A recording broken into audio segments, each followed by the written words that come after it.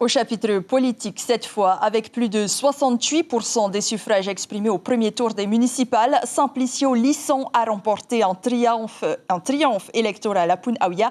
Sans surprise, donc, il succède à Rouni Toumahaï et conserve son titre de premier magistrat avec le soutien de Teva Roufrich, Pierre-Emmanuel Garot, Sandro Ly et Jérôme Ly. C'est bien connu, lorsqu'on vote pour désigner l'exécutif municipal, c'est la concorde qui prévaut. Oubliez les petites phrases assassines de la campagne, oubliez aussi les gestes barrières, on s'embrasse et on chante, comme si 2 mois de crise sanitaire n'étaient pas passés par là. Je suis très heureux que l'équipe de Teva Roufrich ait voté pour M. Lisson. C'est le signe fort que maintenant, effectivement, les élections sont terminées. C'est une page qui est tournée. Et la page la plus importante, c'est celle qui va nous arriver. En un peu plus de 2 heures, le faux suspense a donc pris fin.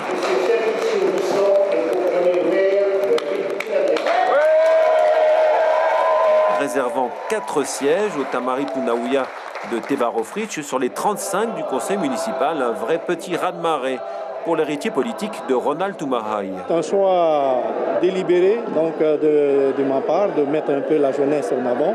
Et donc, Veré est la plus jeune du conseil municipal, mais elle n'est pas non plus néophyte. Elle a déjà navigué un peu dans le milieu de la politique au niveau de Montréal. Bien sûr, Nicolas Bertolon n'est pas un néophyte non plus.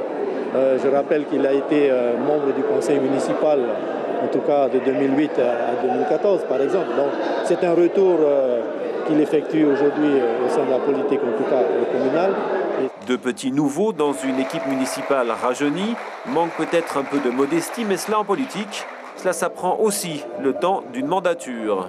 Oui, nous sommes arrivés premiers dans les 15 bureaux de vote et ce score inégalé dans l'histoire de Punaouia nous acquiert une légitimité certaine.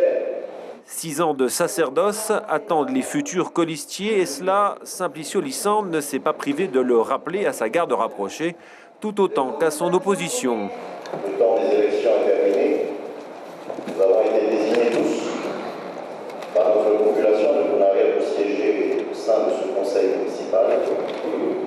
Et nous avons souhaité, au travers des votes que nous avons exprimés ce matin,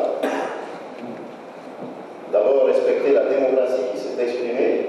À commencer par le développement touristique, la rénovation urbaine côté montagne, bref, les chantiers à venir ne manquent pas pour celle qu'on qualifie souvent de commune la plus riche de Polynésie.